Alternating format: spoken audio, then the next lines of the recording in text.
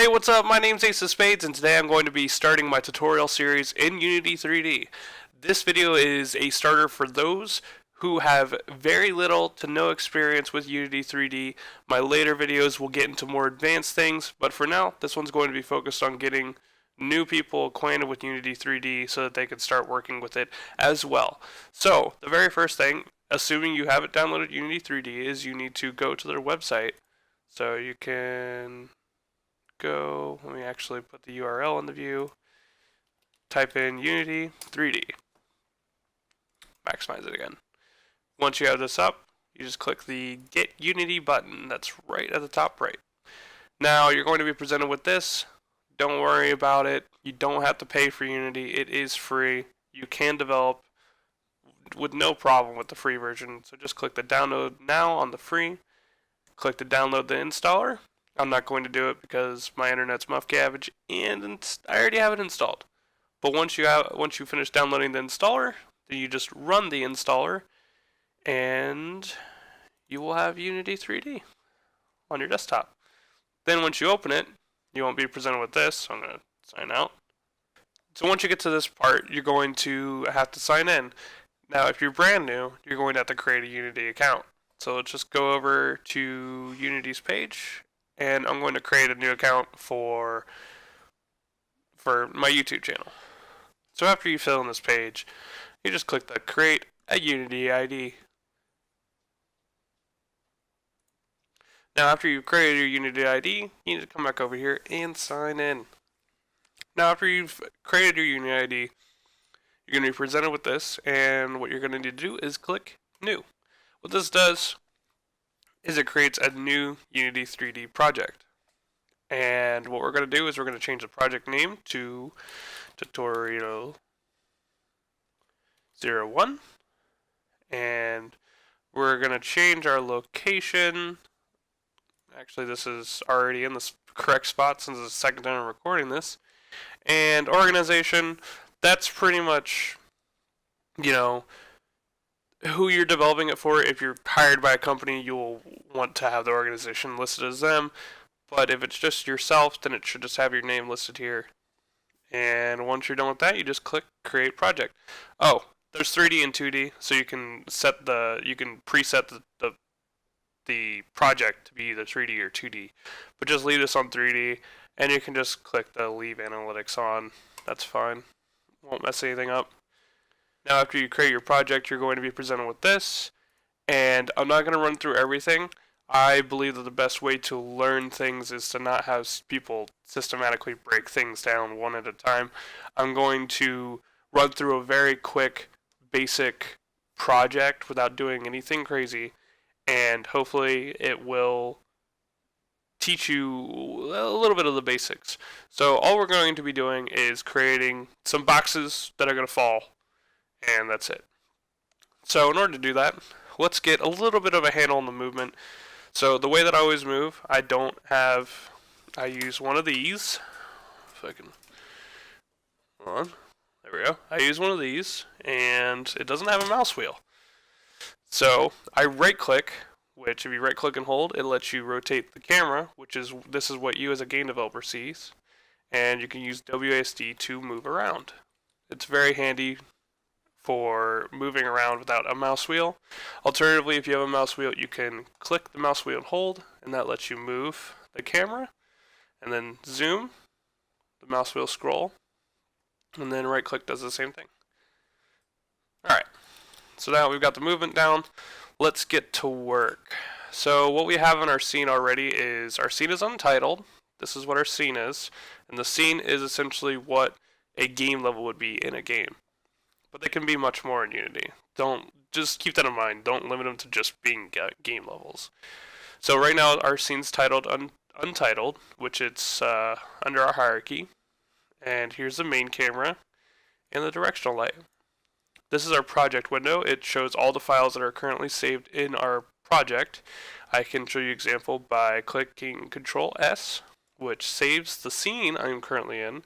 And we're going to name our scene Test.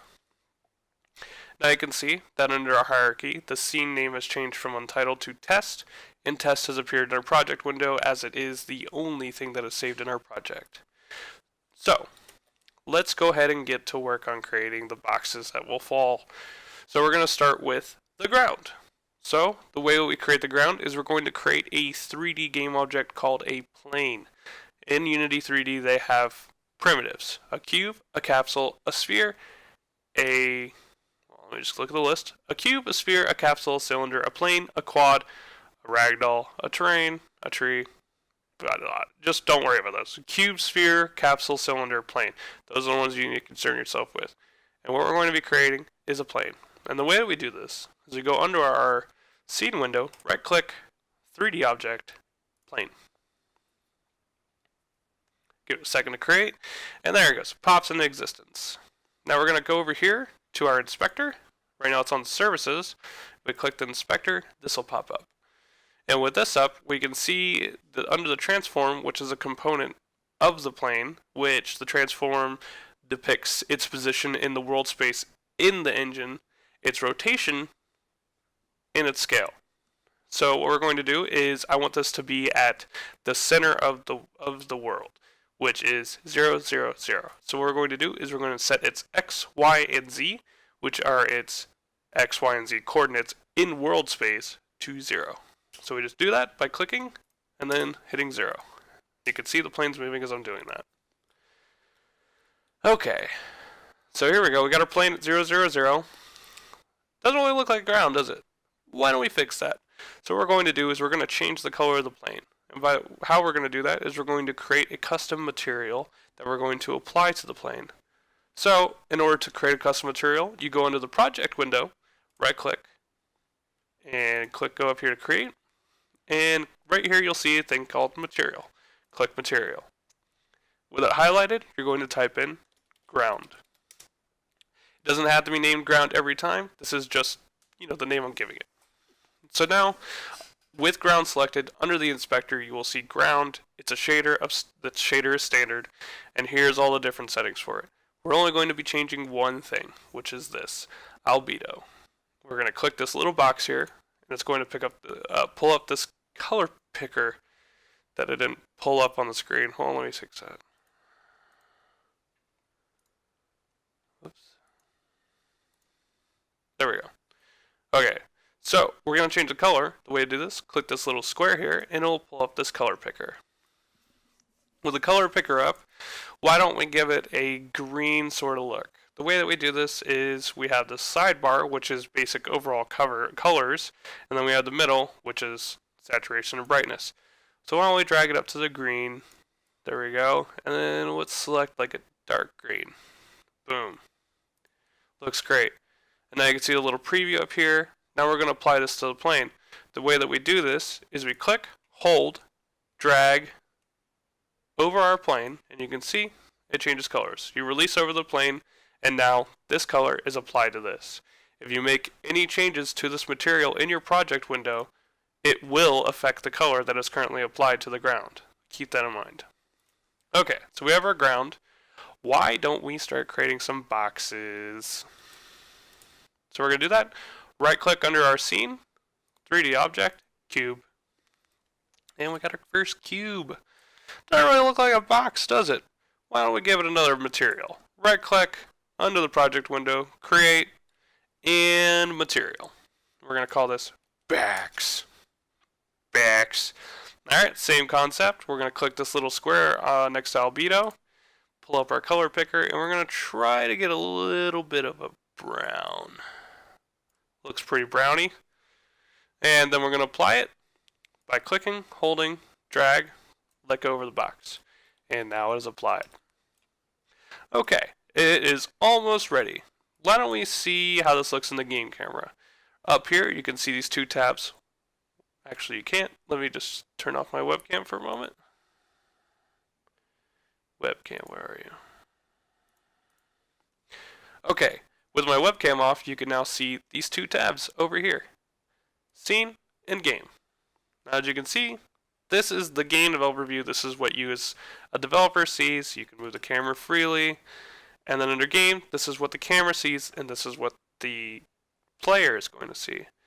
So right now we can see there's going to be a box. Why don't we move the camera a little bit so it's a little bit more in view? And we can also resize this plane. We're going to do that by hitting our R key, which pulls up our rescale, or scaling tool, I should say.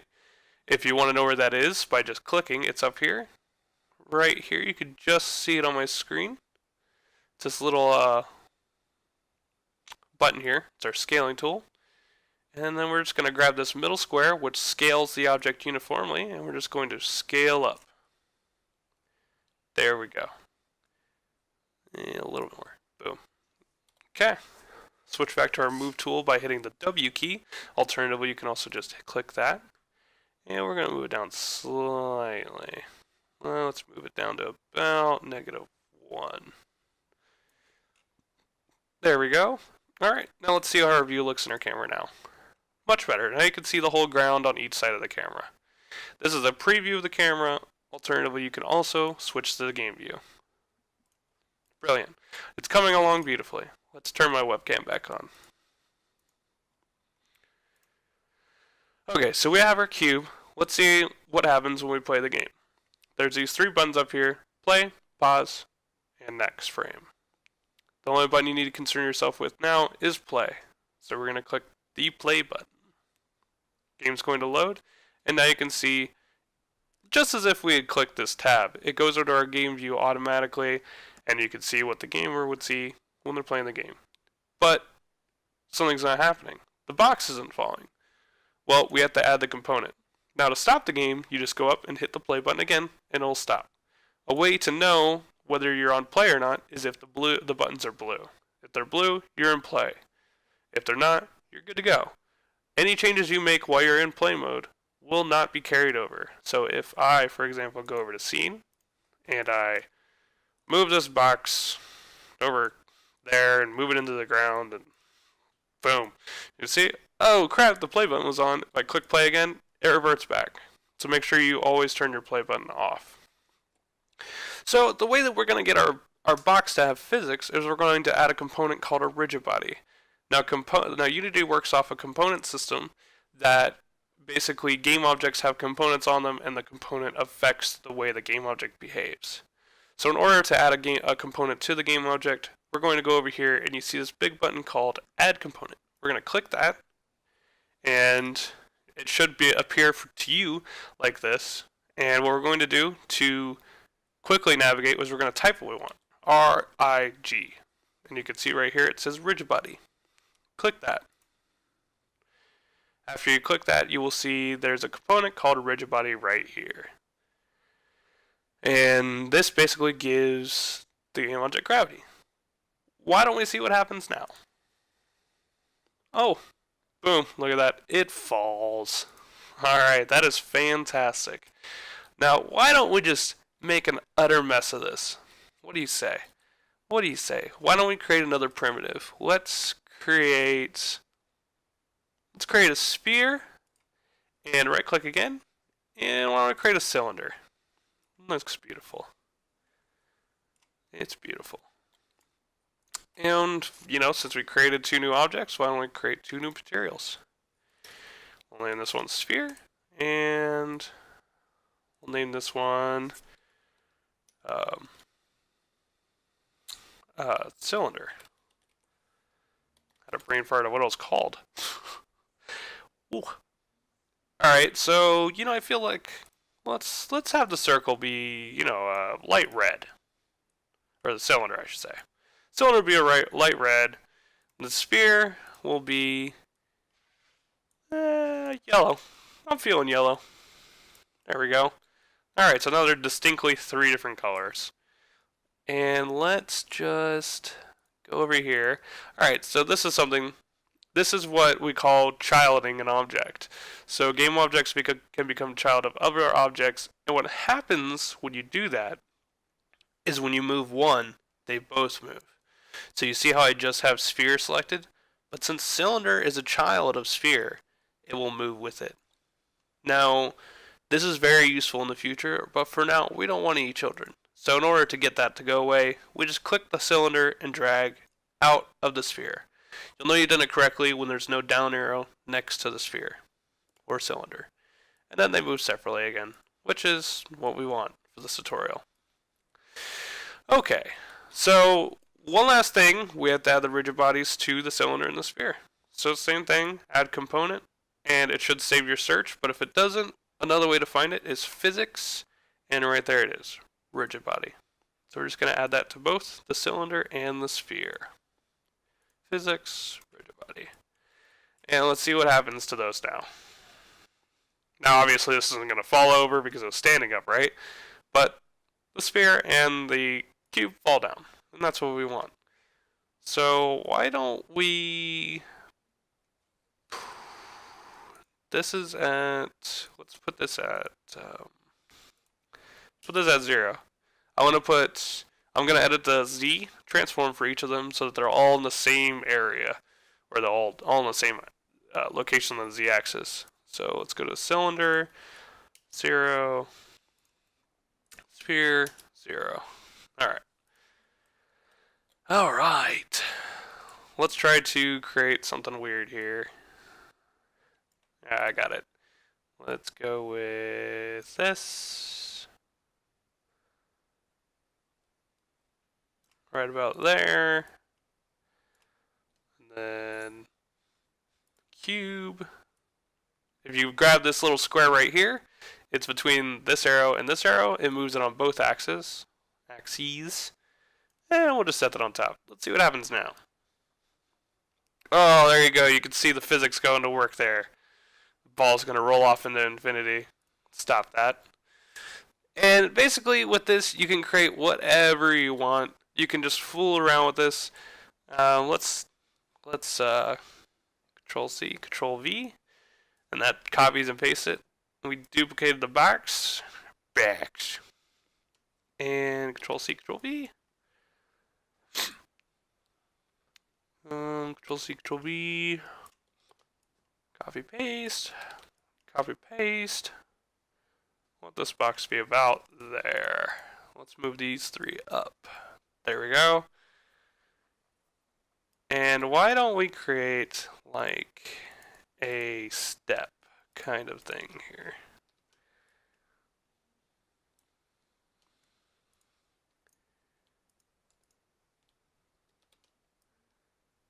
Yeah.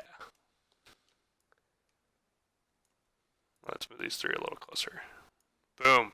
Now we got like a Mario thing kind of going on. And then we're going to create another sphere here.